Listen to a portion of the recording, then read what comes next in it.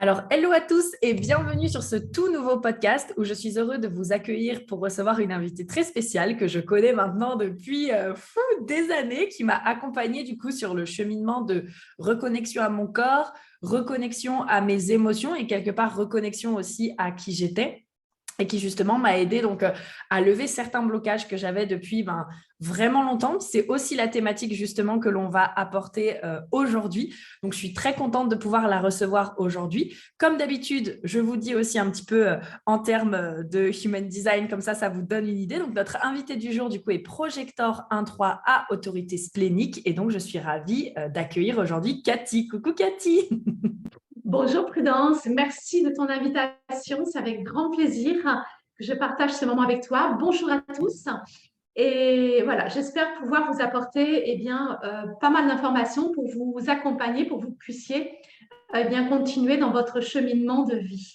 Oui, et bien justement, j'ai hâte qu'on se lance sur le sujet, parce que je sais qu'on va avoir plein de choses à dire. Et avant ça, est-ce que pour les personnes justement qui ne te connaissent pas encore, est-ce que tu peux te présenter, donc nous dire voilà, qui tu es, quel est ton parcours et comment tu en es arrivée à faire ce que tu fais aujourd'hui? Oui, tout à fait. Alors, je m'appelle Catherine, on m'appelle Cathy, mais je m'appelle Catherine Grodhomme. Je suis une toute jeune femme de 56 ans. Et Alors, mon parcours, en fait, moi, c'est très simple. J'ai découvert une passion à l'âge de 8 ans, que j'ai Mhm. toujours, qui est le sport. Le sport m'a permis de m'exprimer au travers de mon corps par rapport à certains traumatismes. J'ai accompagné ensuite, donc c'était mon rêve, c'était d'en faire mon métier. Ouais. Vraiment, c'est quelque chose qui était pour moi, qui n'était même pas discutable, c'était une évidence.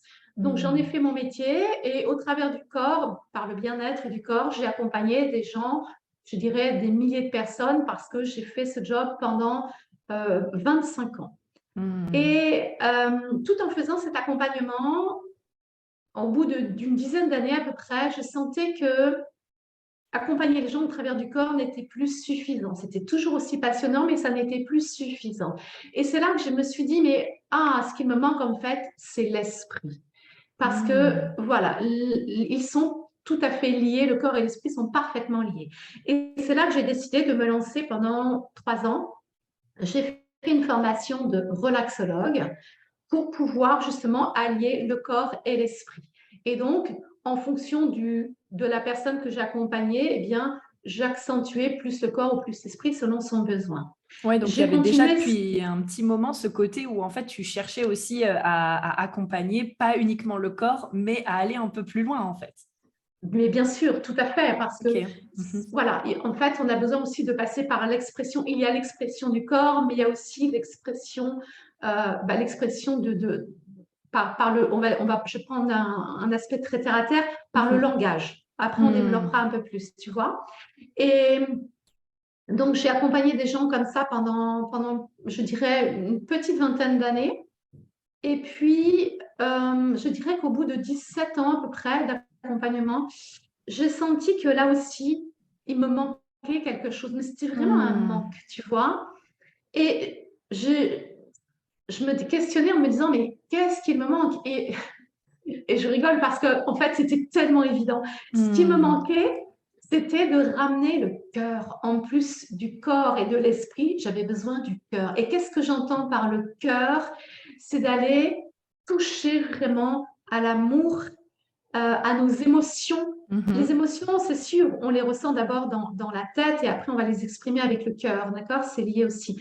Mais voilà, j'avais besoin de ce troisième pilier pour sentir que mon accompagnement était harmonieux, Ouais. que voilà, que je pouvais communiquer avec les gens sur tous les plans, parce que nous ne sommes pas juste un corps, nous ne sommes pas juste un esprit ou juste un cœur, nous Mhm. sommes un tout. Et pour moi, il était vraiment important de prendre la personne dans sa globalité pour faire un travail beaucoup plus holistique. Ouais. Et donc, j'ai amené petit à petit le cœur en allant me plonger dans l'inconscient de la personne, Mhm. en allant regarder à l'intérieur d'elle ses besoins véritables. Alors, pour l'instant, je n'en dis pas encore plus, ou je ne sais pas, Oui, est-ce que tu veux, on va rentrer hein? dedans. Voilà, après. Ce que j'apprécie beaucoup dans ton histoire, c'est que, en fait, ce que tu nous dis, c'est que tu aimais ce que tu faisais, c'est-à-dire, tu sais, genre, tu aimais le sport, il y avait cette notion où, comme tu sais, genre, dès l'âge très jeune de 8 ans, tu savais que c'était quelque chose que tu voulais faire. Et en fait, malgré le fait que tu aimais, tu sentais qu'il te manquait quelque chose. Et moi, tu sais, ça me fait écho, tu sais, je divague un petit peu, mais ça me fait écho aux personnes qui, par exemple, parfois ont ce sentiment de putain, mais de l'extérieur, j'ai tout pour être heureux, et pourtant, à l'intérieur, je sens qu'il me manque quelque chose, tu sais. Exactement, mais c'est exactement ça, parce que combien de fois, moi, on m'a dit, ah, mais tu as de la chance de faire ça, tu as de la chance de faire ça. Mm. Et bon, après, chacun pense ce qu'il veut, c'est pas grave. Mais moi, je sentais vraiment, en fait, moi, je suis une passionnée. Je suis quelqu'un je ne peux pas faire quelque chose qui ne rentre pas avec mes valeurs ou qui ne rentre pas avec mes passions. C'est pas Mhm. possible. J'ai essayé, hein. J'ai Ouais. essayé à un moment donné de faire autre chose. Je me disais, mais non, mais attends, mais c'est pas possible. Je me force et je suis pas bien. Et pour moi, s'il n'y a pas la notion de plaisir, ça peut pas marcher. Mhm. Je suis Je tellement marche d'accord vraiment avec au toi. feeling. Et c'est la même chose avec les personnes que j'accompagne. Hein, on s'est connus aussi au travers de Oui. l'accompagnement. Hein. Voilà, tu as suivi mon accompagnement comme j'ai suivi le tien. Mhm. Oui. Voilà. Et voilà, moi, j'ai vraiment besoin d'avoir ce côté cœur, ce feeling, ce déclic Mm. avec les gens. Quoi. Pour moi, c'est hyper important. Et c'est pour ça que j'ai toujours écouté mon cœur pour me guider dans ma vie.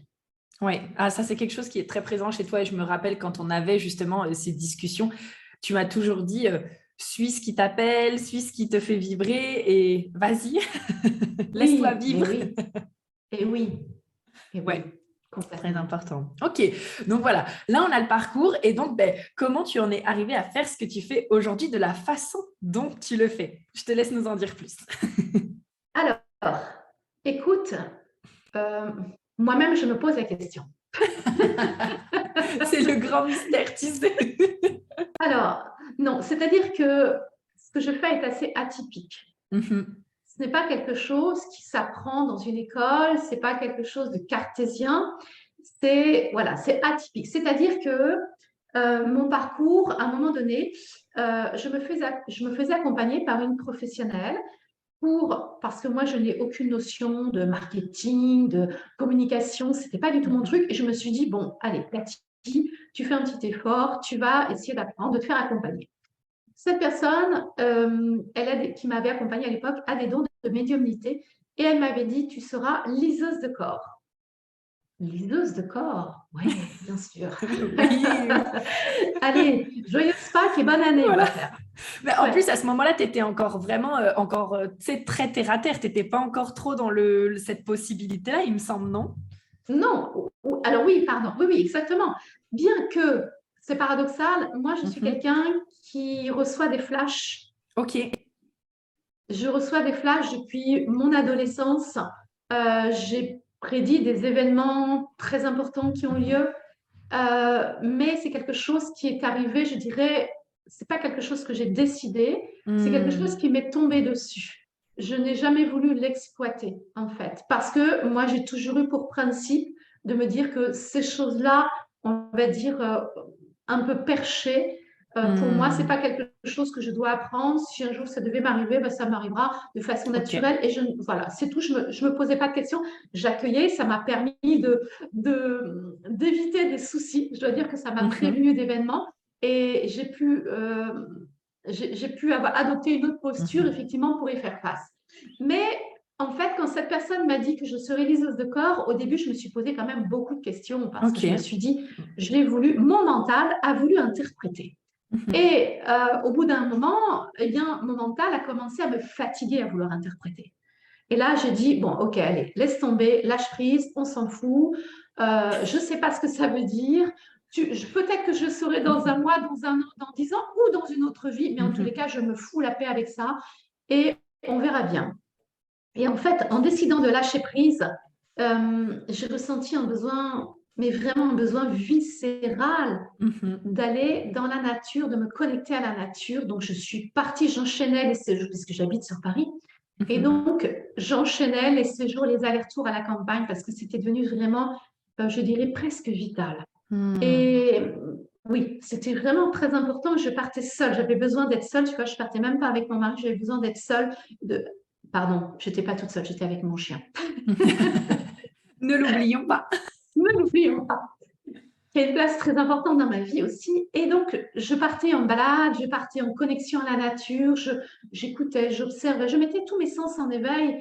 Et jusqu'au jour où je reçois un message qui me dit, alors je mets des mots, mais c'est pas aussi clair, qui me dit, il faut que tu dessines. Et là, ça a été comme une évidence. Dans l'instant où j'ai reçu le message, je suis rentrée direct à la maison, j'ai dessiné. Alors, ça voulait dire quoi, dessiner? J'ai dessiné quelqu'un. Et comme, d'un point de vue éthique, je trouvais que ça ne se faisait pas de dessiner quelqu'un sans lui demander son avis, je me suis dit, bah, écoute, ma grande, à part toi, il n'y a pas grand monde à dessiner. Donc, j'ai testé sur moi, je me suis dessinée. Au moment où j'ai commencé à faire un dessin, alors, nous ne sommes pas dans l'art, je ne suis pas une artiste, hein, je suis plutôt une intuitive, une artiste pour le dessin. Donc, je me suis dessinée.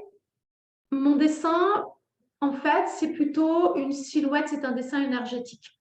Voilà, une silhouette énergétique où j'ai mis des couleurs, je me suis dessinée de face, je me suis dessinée de profil. Et en fait, je me suis aperçue qu'en regardant ce dessin, je recevais plein d'informations. Alors, on pourrait se dire, bah ouais, évidemment, tu reçois des informations, c'est toi que tu dessines. Et effectivement, c'est ce que moi-même, je me suis dit. Parce que, en fait, en recevant ces informations, je me suis mise à écrire. Et au bout d'un moment, passe comme si ça coupait, plus d'informations. Et quand j'ai pris cette feuille et que j'ai commencé à lire tout ce que j'avais écrit, je me suis dit, mais punaise, et là, je suis polie. Je me disais, mais j'ose pas, ouais. Je me disais, mais c'est incroyable parce que mon esprit conscient n'aurait jamais eu le recul nécessaire pour aller dire des choses aussi inconscientes sur moi. Ok. Tu vois? Ouais, et tu sais, genre en t'écoutant, je me dis c'est assez fou parce que tu vois, genre là, juste avant, tu disais oui, mais c'est facile parce que tu parles de toi ou on sait, tu écris sur toi, mais au contraire, moi, je trouve que c'est ultra difficile d'avoir le recul nécessaire sur soi et souvent, tu sais, quand on est tout le temps avec soi-même, c'est très difficile de sortir de soi pour s'analyser, tu vois ce que je veux dire? Alors, ce que tu dis est tout à fait vrai, Prudence, parce que je vais t'expliquer. Avec la pratique, maintenant, quand j'essaye de le faire, c'est hyper compliqué. Hyper compliqué. Avant, comme je ne connaissais pas ce que je faisais, tu vois, j'étais guidée et que je découvrais, je l'ai fait, mais les doigts dans le nez. Aujourd'hui, j'ai réessayé, c'est super compliqué. Parce que aujourd'hui, comme je sais où je vais, en fait, il y a le mental qui interfère, qui essaye d'interférer. Donc, il y a plus ou moins une lutte, tu vois. Et justement, une fois que j'ai eu fini de faire ma propre lecture de corps, il y a mon mental qui a commencé à dire « Oh, bah, évidemment, t'es mignonne, toi, bien sûr que c'est juste ce que tu dis, puisque c'est toi qui l'as écrit. » Et là, je me suis dit « Punaise, il faut que j'écrive un mot d'histoire. » Et comme par hasard, j'allume mon ordinateur et je vois qu'une personne qui faisait partie du même groupe d'accompagnement avec cette coach, là dont je parlais au début, mais que je ne connaissais pas, on n'avait pas de lien en fait, on avait un lien avec la coach. Et je vois que cette nana avait acheté un de mes accompagnements qui était un accompagnement par vidéo, donc je n'avais pas de lien avec elle. Et je vois Elodie, et je me dis, punaise, il n'y a pas de hasard. Je cherche son numéro de téléphone, je le trouve et je l'appelle. Je lui dis, écoute, voilà, tu vois qui je suis, on fait partie du même groupe. Elle me dit, oui, je vois que tu as acheté ma formation. Elle me dit, OK. Je dis, voilà ce qui m'arrive. La coach m'avait dit que je serais liseuse de corps. Aujourd'hui, je sais comment je dois faire, je dois dessiner. J'ai demandé, je vais dire, à l'univers combien je dois faire de séances. J'ai entendu le chiffre 6. J'ai demandé combien de temps devaient durer les séances. J'ai entendu 1,5. C'est tout. Est-ce que tu veux faire l'expérimentation avec moi? Je ne sais pas ce que je vais te faire faire, je ne sais pas où je vais t'emmener, mais est-ce que tu veux expérimenter avec moi? Et la nana, elle m'a dit oui. Et en fait, tu vois, contrairement au système classique 3D, le monde classique dans lequel nous vivons, d'ordinaire, on construit, on fabrique notre projet, et une fois qu'il est fabriqué, qu'il est construit, on le met en place ou l'expérimente avec quelqu'un. Mm. Moi, j'ai procédé à l'envers, c'est-à-dire que je l'ai construit en l'expérimentant. C'est au travers de l'expérimentation que j'ai tout construit. C'est un système très inhabituel, en tous les cas qui ne correspond pas aux cases de la société actuelle, mais en tous les cas qui a été hyper révélateur. Quand je lui ai fait sa lecture de corps, la nana, elle a halluciné parce qu'elle m'a dit, mais Cathy, en fait, on ne se connaît pas, tu me sors des trucs complètement dingues. Et je l'ai fait travailler en plus sur une mémoire d'une vie antérieure. En fait, c'est allé très loin. Et ce qui était incroyable, c'est que elle était bouche bée, mais moi aussi, j'étais bouche bée de découvrir ce que j'étais en train de faire, quoi, parce que je me suis dit, mais qui je suis, mais sors de ce corps. Oh, j'adore.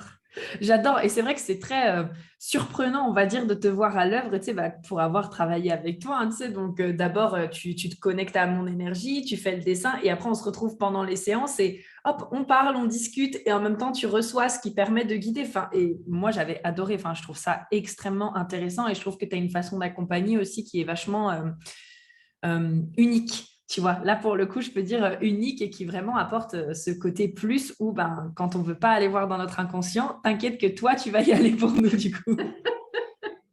Oui, parce que moi, je pars du principe qu'une personne qui fait appel à moi, mon devoir, c'est de l'emmener là où c'est juste pour elle. Ouais.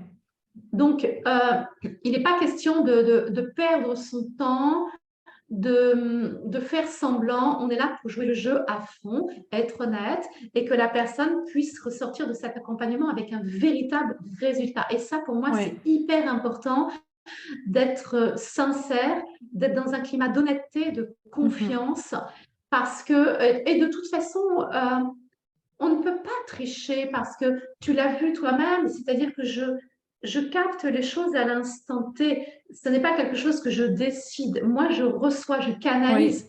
Donc, je suis dans une totale confiance, c'est-à-dire que je pars du principe que ce que je reçois, eh bien, c'est au bon moment. Ça veut dire que la personne que j'accompagne, elle est prête pour recevoir ce que je lui... Voilà. En fait, moi, je suis juste un canal. Moi, je ne suis pas...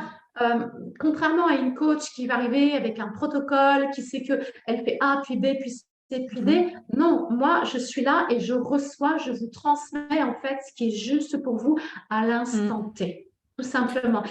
Et d'ailleurs, à chaque début de séance, je me connecte à la personne. Avant même de me connecter à la visio, puisque je travaille en visioconférence, avant même de me connecter à la visioconférence, je prends le dessin de la personne et je demande, OK, aujourd'hui, qu'est-ce que je dois apporter à cette personne pour que ce soit le plus juste pour elle, pour qu'elle puisse avancer le mieux possible. Et là, je reçois des mots, je reçois quelques mots ou 2-3 phrases. Et en fait, ça va. Moi, je ne connais pas obligatoirement la signification de ces mots, de ces phrases. Et voilà. Et quand on se connecte, soit je le donne. Oui, alors en fait, c'est drôle parce que tu sais, j'ai expérimenté les deux façons de faire. Parce que je m'amuse aussi. Hein. Alors, au début, je disais à la personne les mots et les phrases. Et puis, un beau jour, j'ai dit, tiens, maintenant, je vais laisser la personne amener d'elle-même les mots. Et c'était waouh! Parce que quand je lui demandais comment tu vas, comment ça s'est passé depuis la dernière séance, est-ce qu'il y avait des choses, des ressentis, etc., des émotions, des événements. Et à chaque fois, c'est bingo, on est dans le mille. La nana, à un moment donné, elle me dit, ah ben tu sais, il y a eu ça, ça et ça. Et je dis, ok, attends, écoute, je prends la feuille, je lis ce que j'ai écrit. Et c'est exactement ça. C'est exactement ça. Ça y est, on est connecté, on a trouvé le sujet du jour. Parce que, alors, quand je dis on a trouvé, ce qui est important pour moi, et ça là-dessus, je mets vraiment un point d'honneur à le signaler, c'est que je veux absolument que la personne soit connectée à ce que je veux l'amener. C'est-à-dire que je ne vais pas m'amuser à lui dire, bon, alors écoute, tu sais, Prudence, hein, tu n'es pas au courant, mais tu as vécu ça, ne t'inquiète pas, fais-moi confiance, moi je sais, je vais te libérer. Non. Tu vois, c'est important que la personne, à un moment donné, dise... cheminement, en fait. Voilà. Et tu te souviens, on a eu l'expérience, justement, à un moment donné, je t'avais amené à travailler sur une mémoire inconsciente. Je t'ai Mhm. amené, moi, je ne t'ai pas donné la mémoire. Je t'ai juste amené 3 mots. Je ne sais pas si tu te souviens, il y avait Ouais. 3 mots que je ne vais pas dévoiler, bien sûr. Il y avait 3 mots et ces 3 mots ont permis à toi de te Mhm. De connecter à faire cette sens. mémoire. Et c'est toi qui m'as dit, ah, ça y est, j'ai compris, je sais ce que c'est. Ouais. Et là, c'était cohérent. Et là, je pouvais me permettre d'aller Oui, t'accompagner d'aller en pour dire cette plus. libération. Oui, Voilà. parce que ça revient un petit peu à ce qu'on dit souvent, c'est que tant que la personne n'est pas prête à entendre ou que tant que la réponse ne vient pas de la personne, parfois l'intégration, elle se fait plus difficilement, alors que quand c'est la personne elle-même qui donne la réponse, là, l'intégration, elle se fait beaucoup plus facilement. Donc ça, je suis tout à fait d'accord avec toi. Et du coup, donc là, comme on est en train de parler un petit peu du cheminement, etc., j'aimerais qu'on puisse aller un peu sur aussi cette thématique du jour, sur les blocages, tu sais, qui persistent. Et donc, par rapport, toi, à tout ce que tu as pu voir avec, bien sûr, tes différentes clientes, etc., qu'est-ce qu'un blocage persistant pour toi? Alors, un blocage persistant, pour moi, c'est quelque chose qui peut être conscient ou inconscient, Mhm. mais il peut être aussi conscient. Mhm. Alors, attends, il faut que je réussisse à être clair Vas-y. là-dessus. C'est quelque chose qui peut être conscient, mais dont la personne n'a pas conscience de l'intensité. Oui. Ça, c'est quelque chose auquel je fais souvent face dans les accompagnements, c'est-à-dire que Mhm. la nana, pardon, quand je dis la nana, la Non, mais personne. t'inquiète, vas-y, hein. Moi, ils sont habitués sur ma communauté, t'inquiète, je les Ok, appelle meufs, frères, il n'y a pas bon, de alors problème. super. Donc, la nana ou le mec, parce que j'accompagne aussi des hommes, même s'ils sont Ouais. minoritaires, hein, j'accompagne aussi des hommes. Donc, la personne, pour être neutre, Mm. elle va me dire, oui, effectivement, oui, bien sûr, ouais, ça me parle, cette problématique me parle. Et puisqu'elle lui parle, on procède Mhm. à la libération. Et c'est pendant la libération où la personne, elle me dit, waouh, punaise, jamais j'aurais imaginé Mm. à quel point cette m'avait atteinte et à quel point elle me freinait. Mhm. Et c'est là toute la différence, tu vois. Ouais. C'est ça. Donc, tu vois que la problématique, qu'elle soit consciente ou inconsciente, Mhm. c'est prendre conscience de l'intensité de l'impact.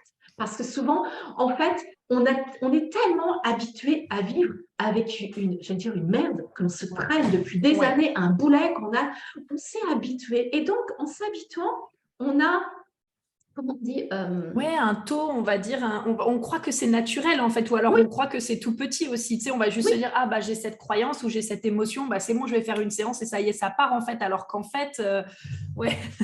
en fait, comme on s'est habitué, Mhm. on a une très forte capacité d'adaptation. Donc, on a appris à composer avec ce boulet. Donc, de Ouais. ce fait, on a minimisé les effets de ce truc qu'on se traîne sur le dos comme un vrai boulet. Donc, ça, Hmm. c'est une chose. Est-ce que tu peux répéter la question? Parce que je pense que je suis un petit Oui, peu partie un alors peu loin. je vais la répéter, juste je voulais te dire aussi, de rebondir sur ce que tu dis, c'est que, et aussi parfois on croit que finalement, par exemple, la croyance limitante ou le blocage, c'est ça. Et en fait, on ne se rend pas compte que ce qui a déclenché ça, c'était complètement autre chose, en fait. Et on est juste un peu à côté de ce qui a vraiment besoin d'être nettoyé, en fait. Exact. Ouais, Mm. carrément. Donc voilà. Et puis oui, la question de base, c'était pour toi, qu'est-ce qu'un blocage persistant? Oui. Alors, un blocage persistant, donc conscient ou inconscient, et c'est quelque chose qui va agir de façon directe, mais très souvent de façon indirecte sur Hmm. notre avancée.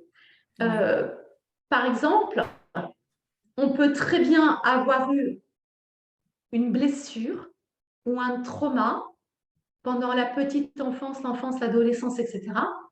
Et puis, dans un domaine, par exemple, Mhm. je prends n'importe quoi, une blessure avec un parent, Mhm. d'accord? Et plus tard, ça va nous impacter dans notre vie professionnelle. Ouais, tout à Il n'y fait. a, il y a pas toujours un lien direct, en fait. Ouais. Et alors, attends, je voudrais aussi, si tu me permets, Prudence, euh, parler un peu plus du traumatisme, parce que j'ai Oui, bien remarqué que sûr, vas-y. souvent, les gens, quand on dit trauma, souvent, il y a beaucoup de personnes qui sont un peu sur la défensive en disant Ouais. ah non, non, mais moi, j'ai pas de traumatisme. Non, mais il faut arrêter de délirer. On a tous des traumas. Arrêtez de délirer. Mais oui, en fait, si tu veux, les gens s'imaginent qu'un traumatisme, c'est obligatoirement quelque chose qui est d'une Ouais. extrême violence. D'ignoble, de Ouais, fort, d'un truc marquant à vie. oui, Ouais. voilà. Mais non, un traumatisme avec, attention, avec notre regard d'adulte et non Oui. plus d'enfant, avec notre regard d'adulte, si on s'imagine ça, on va se dire, bof, bof, Ouais, c'est pas c'est pas grand-chose. grave. Mm. Voilà. Mais il faut se remettre dans la peau de cet enfant qui a 2 ans, 5 ans, 8 ans, Ouais. 10 ans, 12 ans. Revenez à cette époque-là. Je ne sais pas si vous avez des enfants, si vous avez des neveux ou Mhm. autres, mais voyez comment un môme de cet âge-là vit une frustration Ouais. que nous considérons avec notre regard d'adulte juste une frustration. Oh là là, eh bien, il faut bien qu'il apprenne la frustration. Mais le gosse, il se prend un uppercut en pleine tronche, Oh ça peut être oui. extrêmement Mhm. violent, violent. Ouais. Et c'est ça qu'il faut voir. Donc, des traumatismes, on en a tous. Regardez, je vais prendre Ouais. un exemple. Je vais prendre un exemple banal. On est à l'école Mhm. primaire et on va se disputer, par exemple, avec notre meilleure amie, parce que notre Mhm. meilleure amie, bon, comme un truc de gosse, hein, elle va se créer un lien avec une nouvelle Ouais. amie et elle va nous ignorer. Mhm. Remettez-vous à l'âge de 6 ou 7 ans quand on perd notre Ouais. copine, Si c'est la première fois que ça arrive en plus, enfin, c'est ouais. hyper traumatisant. Je ne suis pas digne d'être aimée, je Mm. suis trahie, Ouais. Je ne peux pas faire confiance. je ne peux pas faire confiance, Mm. mais imaginez, enfin, vous imaginez tout ce qu'il y a derrière ça, tout ce que l'enfant va se faire comme film, comme croyance. Vous voyez, Mhm. c'est ça, en fait. Il Ouais. faut bien s'imaginer qu'il y a une circonstance Ouais. qui, avec notre regard d'adulte, peut paraître ah, bon, ben, c'est pas grave, il va s'en remettre, le gosse. Hein. Mais derrière, il y a toute l'interprétation du mental. Et c'est ça qui crée un trauma, qui Ouais. crée une blessure. Mhm. Ouais, alors là, je te rejoins complètement. Et moi, tu sais, j'aime bien donner aussi cet exemple de, tu sais, un truc tout simple, genre, tu es dans le magasin, tu sais, tu as 3-4 ans, tu es dans un magasin et tu sais, genre, d'un coup, tu perds tes parents parce que tes parents, ils sont partis et Aïe. toi, juste, tu es resté au jeu. Et ben ça, c'est pareil, ça peut paraître, tu sais, genre, tellement simple, mais en même temps, là, tu peux tellement avoir, en tant que gamin, un sentiment d'abandon, un sentiment de, oh non, je suis toute seule, comment je vais devoir me débrouiller, etc. Et ça, ben, aussi simple que ça puisse paraître, ça peut, comme tu dis, créer un trauma, en fait. Mais complètement, Mm. complètement. Ça, c'est important de le préciser et de préciser aussi quelque chose. Et moi, ça, c'est quelque chose que je dis souvent aux personnes que Mhm. j'accompagne. Ne mettez pas de jugement de valeur sur votre trauma, sur votre blessure. C'est-à-dire, Ouais. euh, on est tous différents, on a tous Mhm. notre façon propre de vivre une circonstance. Donc, ce que je vis n'est pas moins ou plus Plus important, ouais. important que le trauma de ma voisine. Il est tel que moi, je le vis. Et ça, c'est vraiment important, vous voyez, parce que j'ai eu des personnes que j'ai accompagnées qui me disaient ah ouais, non, mais attends, quand même, c'est pas grave. C'est pas Hmm. grave. Vous voyez, la personne essaie de se rassurer, en fait. Ouais, Mais non, si toi, au moment où tu l'as vécu, c'est quelque chose qui t'a fait vraiment souffrir, mais voilà, c'est une blessure, point. Pourquoi donner un jugement de valeur? ouais, Et alors, c'est vrai que tant qu'on est dans la verbalisation comme ceci, euh, la personne a tendance à vouloir un petit peu caser, mettre, en fait, on est beaucoup dans une société qui met dans les cases. ouais. Donc, elle a envie de dire, bon, alors moi, voilà, dans les cases de 1, 2, 3, 4, 5, 7, 8, 9, Hmm. 10, voilà, ma blessure, je vais la mettre là. Mais non, mais on s'en fout, quoi. Arrêtez avec ces Ouais, trucs, sortez des cases. Et parce que, en fait, c'est au moment où on passe à la libération avec la personne qu'elle se dit, waouh, mais mon Dieu, tu avais Hmm. raison, mais qu'est-ce que. Ah Ouais, ouais, je ne m'étais pas rendu compte de l'impact. que ça. Souvent, on minimise. On minimise. Ouais, Et je vais te dire que souvent, les gens ont plutôt tendance à minimiser l'impact ouais. qu'à l'augmenter. Oui, et puis comme tu dis aussi, tu vois, genre là, ce que tu es en train de me dire, ça me fait vraiment penser à une amie, tu sais, qui des fois va me parler, par exemple, de ce qu'elle a vécu, et comme tu dis, elle va faire, oh, mais c'est pas grave parce que dans le monde, il y a des gens qui crèvent de faim ou il y a des gens qui n'ont pas de toit et pas une maison. Et encore une fois, tu sais, il y a toujours, j'ai l'impression, ce côté comparaison où on se dit, ouais, mais la situation, elle pourrait être toujours pire. Ouais, mais ça n'empêche que ce que toi, tu as vécu, ça a besoin d'être reconnu parce que tant que c'est pas reconnu, écoutez, ben, en fait, ça peut pas être libéré, tu vois? Complètement, mais c'est exactement ça. Arrêtons de nous comparer. Oui, il y a toujours pire ailleurs. Et alors? Et alors? C'est pas pour autant qu'on doit se négliger, c'est pas pour autant qu'on doit banaliser nos souffrances. Non, Oui, ça, exactement. voilà, on ne devient pas nombriliste pour autant, mais il est quand même important de se faire passer en premier. Mhm. Ça, je sais que ça peut faire mal à certaines oreilles d'entendre ça. Pour moi, c'est Nécessaire. important. Nous sommes notre priorité. Pourquoi? Parce que si je ne vais pas bien, je risque de ne pas être, on va dire, allez, je vais faire un petit raccourci, je risque de ne pas être agréable avec mon mari, avec les gens qui m'entourent. Si je veux, Disponible. voilà, Mhm. mais exactement tout ce que ça peut impliquer. Donc, je commence par être bien moi-même pour Mhm. pouvoir ensuite distribuer des bonnes ondes à tous les gens qui m'entourent. Ouais. Donc, revenez à vous, c'est pour moi, revenir à soi, c'est une priorité, Mhm. vraiment une priorité. Si chacun commençait à prendre soin de lui-même, mais mon Dieu, Ouais. mais le monde serait merveilleux. Ouais. Voilà, on est tous notre priorité. J'adore. Et bien justement, en allant sur cette thématique, est-ce que tu peux peut-être nous partager, toi, un blocage persistant qui était justement persistant chez toi et que tu es venu libérer? Oui, alors, il y a un blocage, en fait, d'ailleurs, sur lequel j'ai travaillé la semaine dernière encore. Mhm. Pourquoi? Parce que je vais déjà expliquer pourquoi, parce que je n'ai pas envie que les gens prennent peur. Un blocage, il peut, je dis bien, il peut avoir plusieurs couches. Mhm. Plusieurs, en fait, si je pars d'un blocage, c'est comme si je faisais un soleil, d'accord?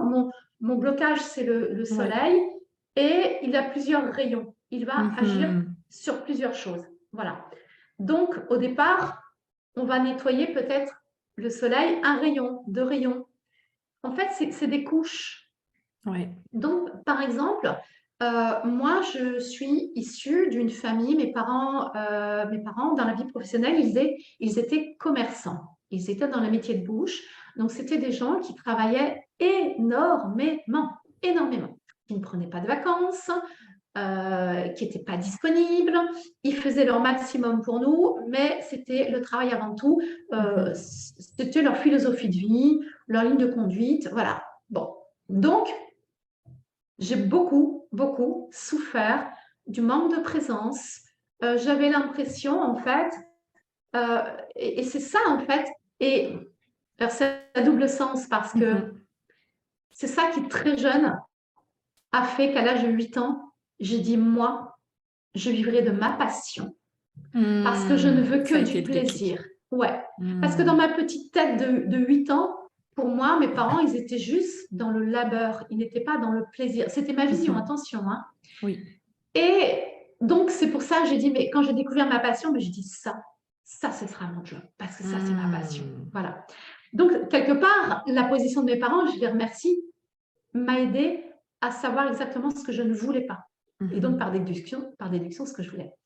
Donc, j'ai travaillé beaucoup sur la blessure au départ, je ne me sens pas aimée, je ne sens pas Hmm.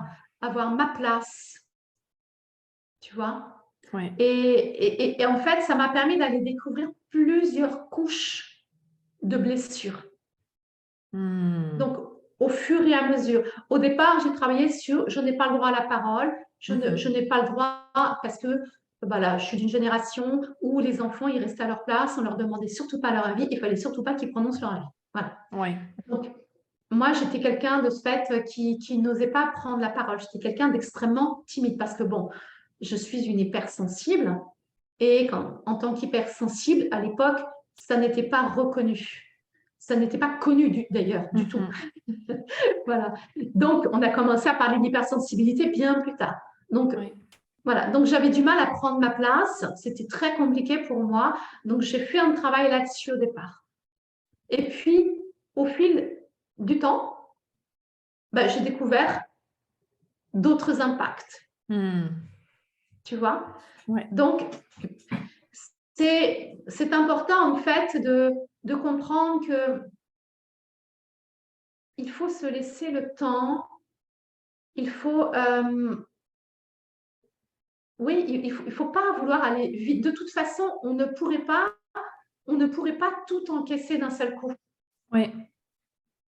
Ah, je suis contente que tu en parles parce que justement, je voulais qu'on aborde le sujet parce que, tu sais, souvent, moi, ça m'est arrivé. Il y a eu des amis aussi avec qui j'ai discuté et des fois, tu sais, on est un peu là en mode, putain, mais j'ai travaillé là-dessus. Pourquoi est-ce que c'est un blocage qui revient alors que j'ai déjà tellement fait de travail là-dessus, etc. Est-ce que ça, tu peux nous en parler? Parce que comme tu dis, ben, parfois, le soleil, il a plusieurs branches et aussi, ça, c'est vrai, c'est ce côté où on est capable d'encaisser ce qu'on est capable d'encaisser à l'instant T et de libérer ce qu'on est capable de libérer à l'instant T. Ça ne veut pas dire que ça y est, tout est libéré.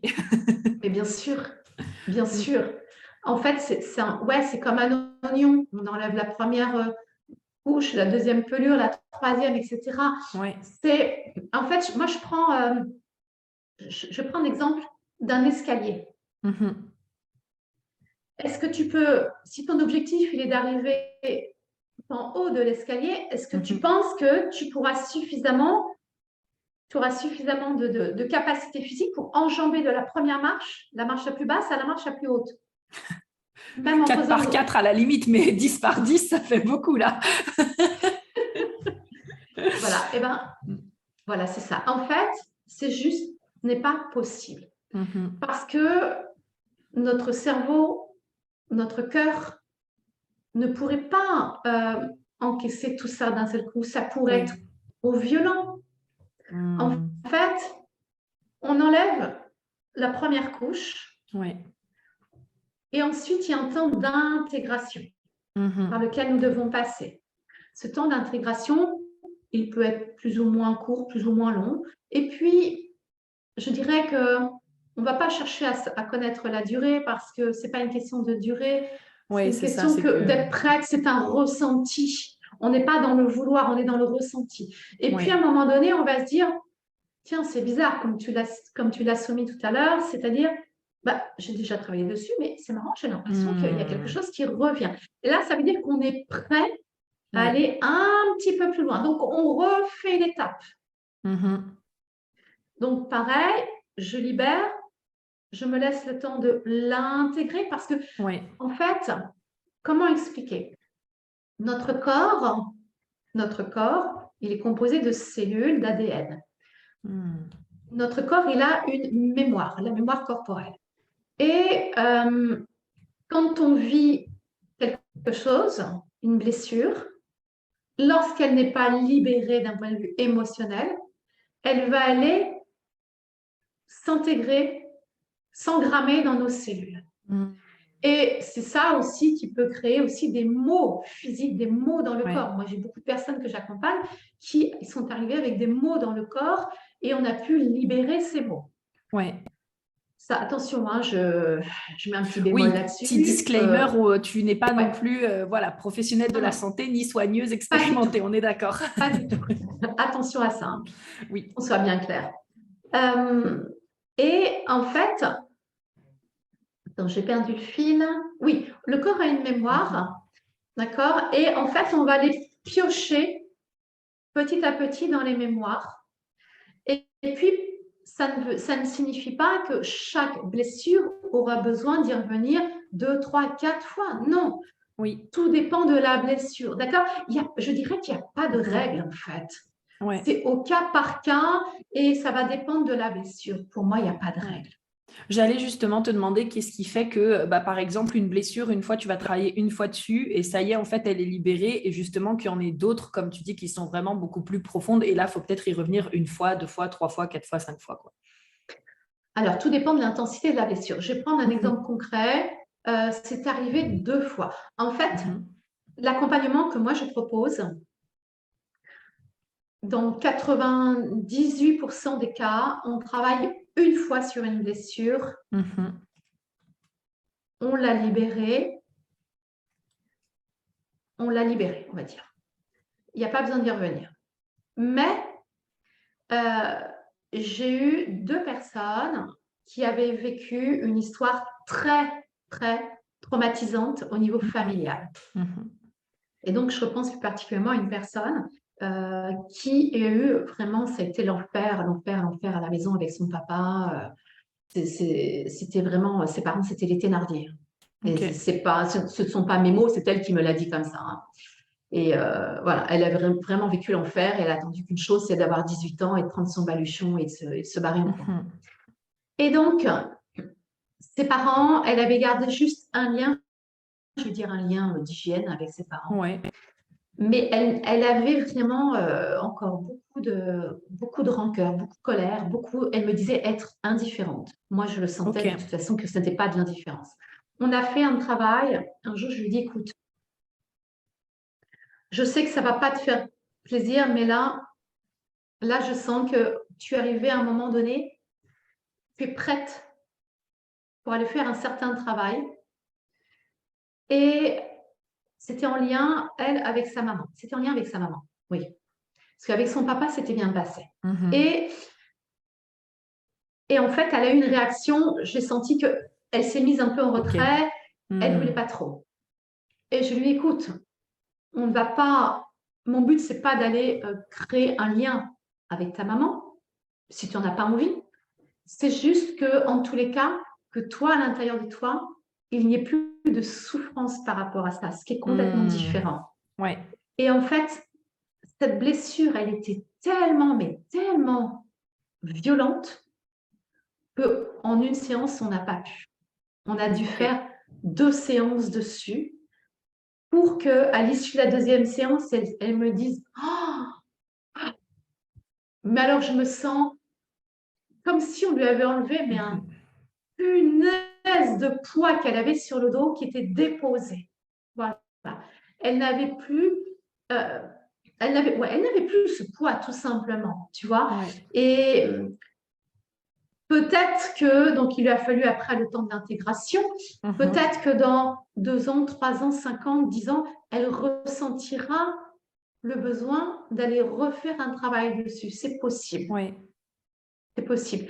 Mais le travail que, dans la mémoire, quand on travaille dans la mémoire cellulaire, c'est un travail qui va bien au-delà du mental par rapport à une thérapie classique. Et je ne suis pas en train de dénigrer les thérapies classiques parce que moi-même, quand j'étais jeune, je me suis faite accompagner par une psychologue parce que j'ai traversé quelque chose d'assez compliqué. J'ai eu besoin de me faire aider et je la remercie parce que j'ai fait un travail formidable. Mais le travail, quand on va toucher à la mémoire cellulaire, on va bien au-delà de l'esprit, bien au-delà du mental, on va dans l'inconscient.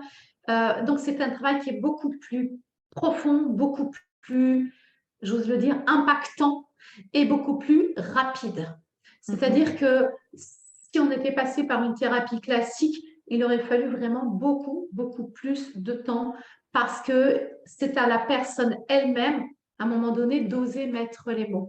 Alors que là, la différence, c'est qu'avec moi, on n'a pas besoin, la personne n'a pas besoin de mettre les mots puisque moi, je le vois, c'est écrit dans le corps. C'est moi qui mets les mots. Oui, carrément. Ah, j'adore. J'adore cette conversation. Franchement, je suis passionnée. Ça me passionne de t'écouter justement parler des blessures, des différentes couches, de tout ça. Enfin, bref, j'adore. Donc déjà, merci beaucoup pour ça.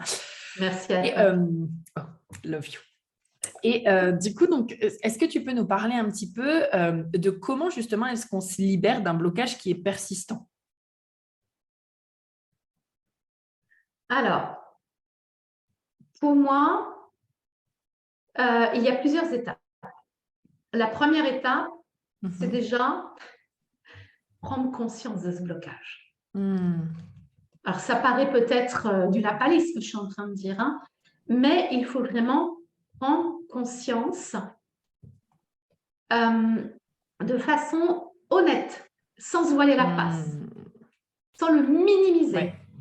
Des fois, c'est ça, hein, le plus challengeant, c'est oser juste être honnête avec soi-même et dire oui, ça m'a affecté, ça m'a blessé, ou alors oui, la vérité, c'est que je pense comme ça ou que je me sens comme ça dans ce genre de situation, par exemple. Ouais.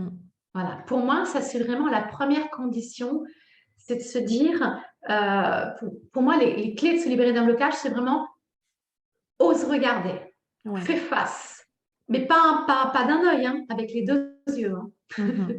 C'est vraiment, sois honnête avec toi-même. Alors, ce n'est pas toujours évident parce que moi, je vois la plupart des gens que j'accompagne, ils n'en ont pas conscience, donc c'est pas facile. Ouais. La deuxième étape, je dirais que une fois que j'en ai conscience, c'est d'accepter. Accepter. Parce que si je n'accepte pas, en fait, c'est-à-dire que oui, effectivement, oui, bon, écoute, oui, effectivement, j'ai n'importe quoi. Mon père était violent avec moi, mais bon, ça va, hein, c'est loin, j'étais petite, quoi. Donc là, j'ai conscience du blocage, mais je ne l'accepte pas. Ouais. Ou alors, tu sais, de temps en temps, ce truc, oh oui, mais des claques, des fois, quand on est jeune, ça fait du bien. Et en fait, finalement, tu te rends compte que ça t'a juste traumatisé et que maintenant, tu es terrorisé quand tu penses à tes parents, par exemple, tu vois. Oui, mais c'est ça, exactement, quoi.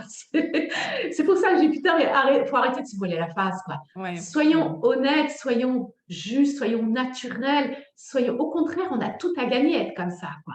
Tu vois, regarde, je prends l'exemple d'une personne que j'ai accompagnée et c'était dans mes tout débuts.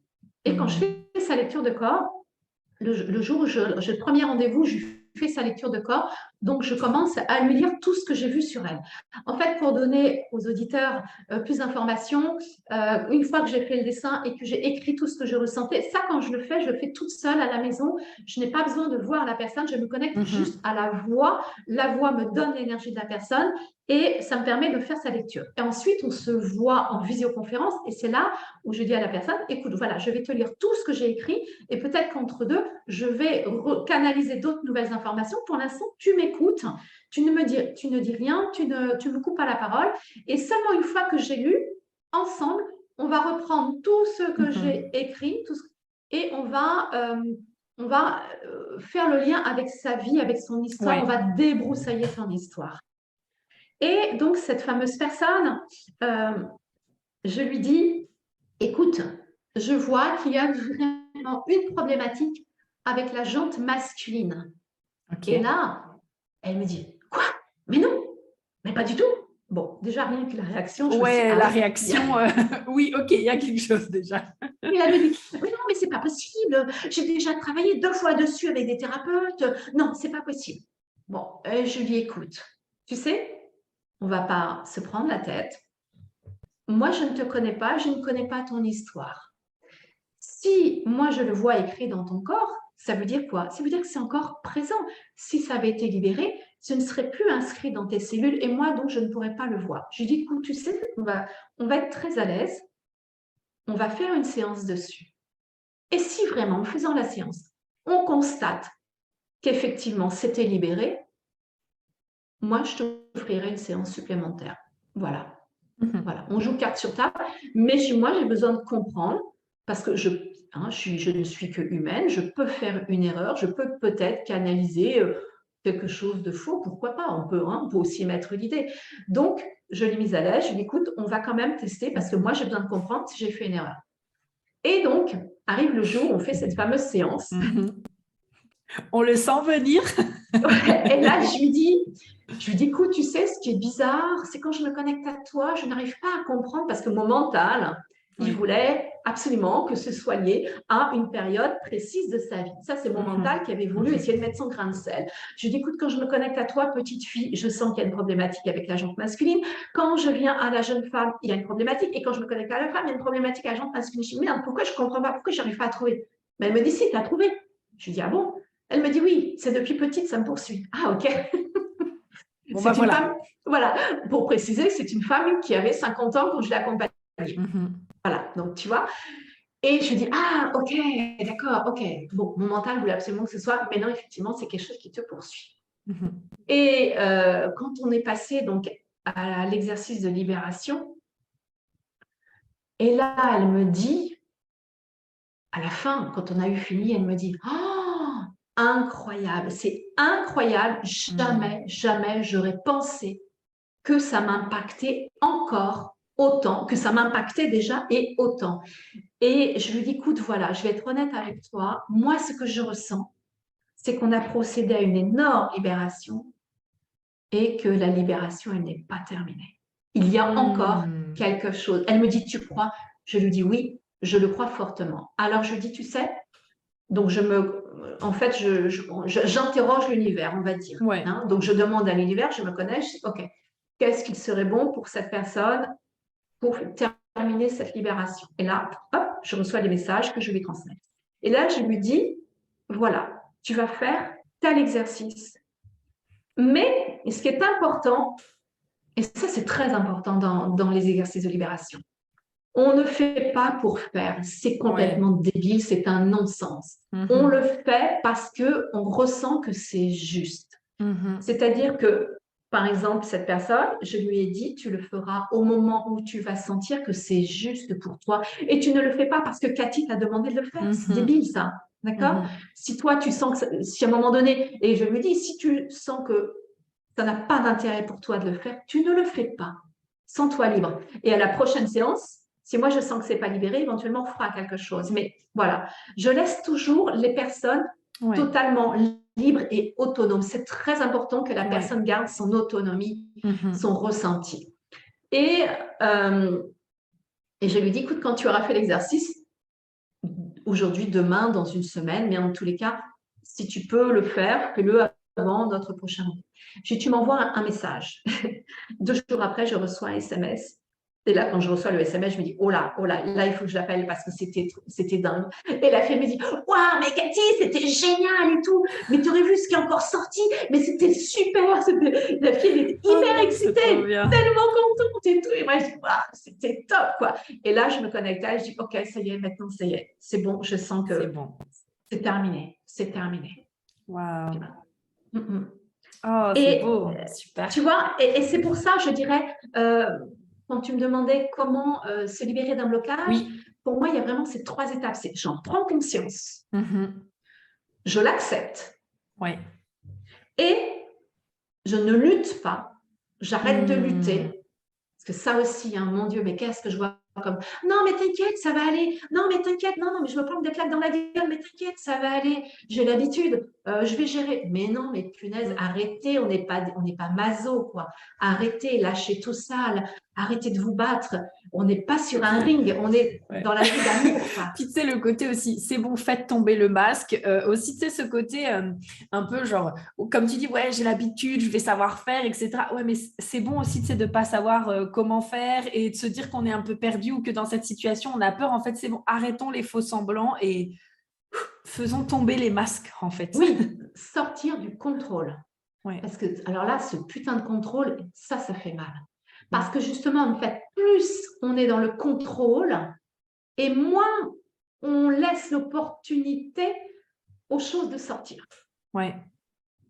Parce qu'on contrôle ce qu'on veut sortir aussi, on contrôle, on dit non mais ça comme tu dis, hein, non mais ça c'est pas un problème, ouais mais ça non, ah puis ça je l'ai mis dans ma case et donc du coup non c'est pas une problématique et finalement il y a vraiment ce côté, tu sais moi j'ai l'image d'un truc qui se crispe à l'intérieur du corps, tu vois, où en fait ce qui a besoin de s'exprimer n'arrive pas à s'exprimer en fait. Mais oui, mais complètement.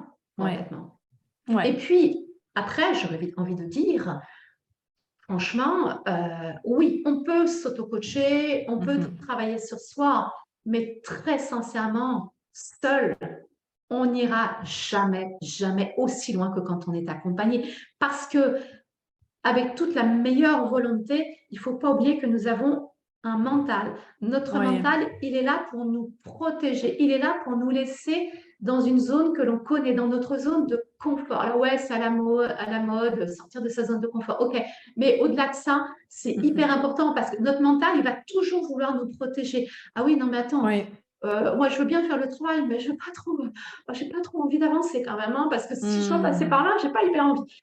En fait, et c'est un système naturel, il ne faut pas s'en vouloir, nous sommes que des humains, et c'est normal, c'est notre mode de fonctionnement. Donc pour moi, c'est indispensable de se faire accompagner par quelqu'un qui va avoir le recul nécessaire, par quelqu'un qui va pouvoir vous guider, qui va pouvoir vous pousser peut-être à un moment donné un petit peu plus loin, qui va voir davantage clair, qui ne va pas se voiler la face comme nous, on se le fait pour nous-mêmes, même si on a une bonne intention. Donc pour moi, c'est vraiment important. Et puis, je vais même pousser à l'extrême en disant, l'idéal, mais venez vers moi, je vais voir même au-delà de l'inconscient, quoi. Oui. Non, mais carrément, ben justement, ça, on y arrive, on va en parler juste après, mais il y a cet adage, tu sais, qui dit même le meilleur chirurgien du monde ne peut pas s'opérer lui-même. Et Bien il a sûr. besoin d'avoir un chirurgien avec lui, donc ouais, Mais carrément. exactement. Mais moi, je me fais toujours accompagner. Mhm. Je suis, je me fais accompagner. Je fais du journaling. Là, j'ai mon petit Mhm. cahier qui est là. Je fais du journaling presque tous les jours. Je fais un travail sur moi. Mais pour moi, c'est Ouais, indispensable de me faire accompagner. Et aussi parce que j'aime ça, parce que moi, j'aime avancer, ouais, moi j'aime aussi, évoluer, je j'aime suis me comme remettre toi. en question. Ben ouais, c'est génial quand on a goûté à ça. Au Ouais. départ, je pense qu'on est un peu frileux parce qu'on se dit, oh là là, qu'est-ce que je vais me prendre dans la tronche, quoi. Et en Mm. fait, après, quand on commence à découvrir les bénéfices Ouais. de l'accompagnement, on se dit, mais punaise, mais Mhm. pourquoi je ne l'ai pas fait avant? Mais c'est Ouais. génial, quoi. Aujourd'hui, je vais tellement bien, c'est tellement ça.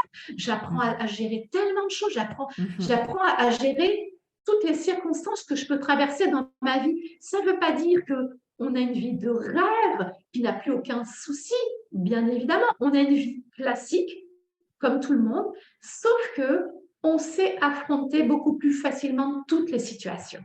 Ouais. Ah, carrément, j'adore.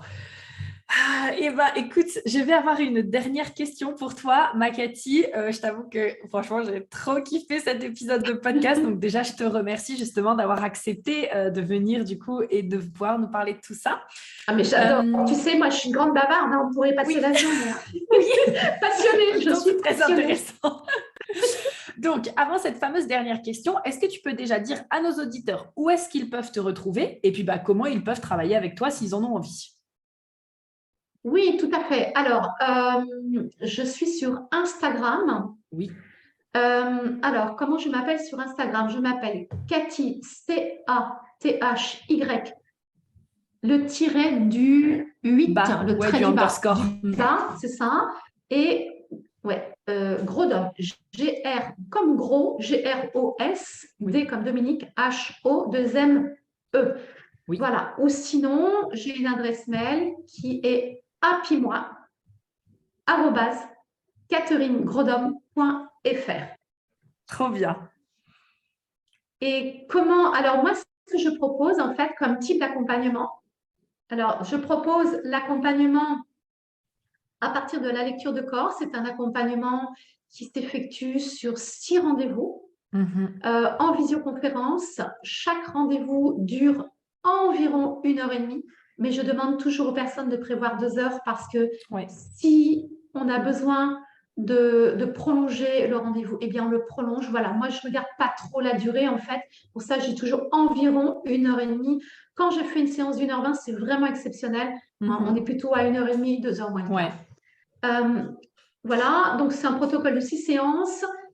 Ce protocole, je le veux pour moi, comme vous l'aurez compris, je travaille à l'instinct, je travaille à la canalisation, donc il n'y a pas de choses préétablies. Ça veut dire que on prend le premier rendez-vous et à chaque fin de rendez-vous, Ouais. on convient du rendez-vous suivant en fonction de ce que la personne ressent et en fonction de ce que moi je ressens, on va Mhm. estimer, on va laisser passer 10 jours, 15 jours, 3 semaines. Et plus on avance dans le protocole, et plus on peut laisser passer le temps Mhm. parce qu'il y a vraiment besoin de ce temps d'intégration. Voilà, le Ouais. but, c'est pas de faire de la séance pour faire de la séance, ça n'a aucun intérêt. Le but, c'est vraiment de se laisser le temps de l'intégrer au niveau cellulaire. Donc ça, c'est un premier accompagnement.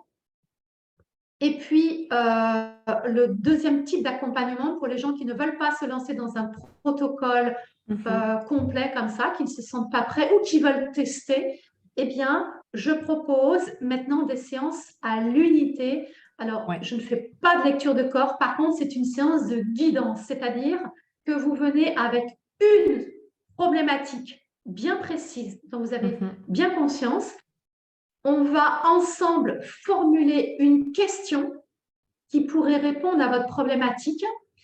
Et moi, je vais me connecter pour recevoir la réponse.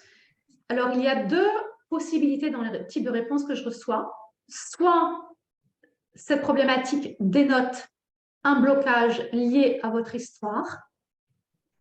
Donc ça, moi, je reçois cette information et je reçois les exercices pour De vous libération. aider à libérer la problématique, ou soit, c'est déjà arrivé, j'ai une personne qui a testé là, il n'y a pas très longtemps. Elle, c'était côté cœur.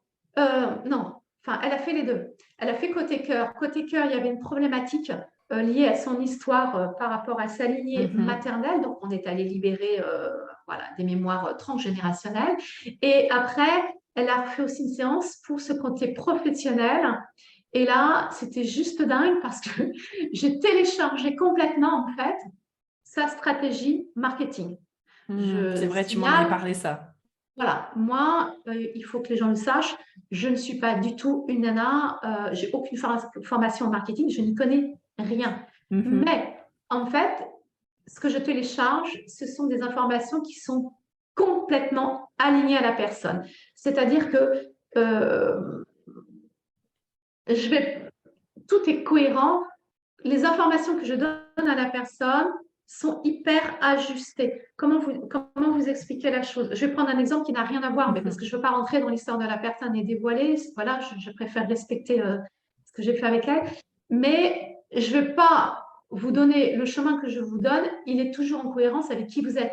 Si vous n'aimez pas quelque chose, ça n'est pas votre vibration, il est clair que je ne vais pas vous donner des informations qui ne vont pas vous faire vibrer. En fait, cette personne, quand je vais télécharger sa stratégie marketing, elle me disait oh, Cathy, mais à chaque fois que tu me parles, j'ai des points de stress. J'ai des frissons partout, tellement c'est aligné, tellement ça me parle ce que tu me dis, quoi. Oui, en fait, c'est très compréhensible. C'est vraiment aligné aux valeurs de la personne, à qui elle est. En fait, tu reçois les informations en fonction de la personne et de là où est-ce qu'elle en est et de ce qu'elle aime vraiment. Donc, Exactement. Ok. Exactement. Carrément. C'est du sur-mesure, c'est de la haute couture. La haute couture. Ça, de toute façon, je mettrai tous les liens justement en bio pour que vous puissiez aller connecter avec Cathy, échanger avec elle et puis bien sûr travailler avec elle. Donc, vous retrouvez tout ça en description. Et puis, du coup, Cathy, pour la dernière question, c'est simplement genre, est-ce que tu aurais un dernier conseil, quelque chose qui te vient, quelque chose que tu as envie de partager justement à nos auditeurs sur cette thématique? Oui, complètement. Ah, tu vois, j'en ai des frissons rien de le dire et ça m'émeut. C'est soyez dans le cœur. Soyez dans le cœur. Alors, je sais qu'il y a beaucoup de gens qui ne comprennent pas ce que ça veut dire, mais je vais prendre juste une minute pour essayer de vous guider un petit peu. Ne cherchez pas les choses compliquées. Soyez vous-même. Apprenez à écouter ce qui vous met en joie. Apprenez à écouter ce qui vous fait kiffer.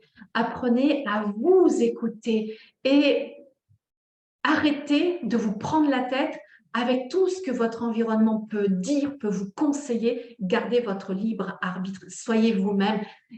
Connectez-vous à votre enfant intérieur parce que c'est ça aussi de connecter à l'amour, à soi et mettez en place chaque jour des petits moments, même si aussi furtifs soient-ils, des petits moments où vous allez kiffer, vous allez délirer, où vous allez vraiment, moi j'appelle ça ces moments d'enfant, tu vois, comme moi je peux.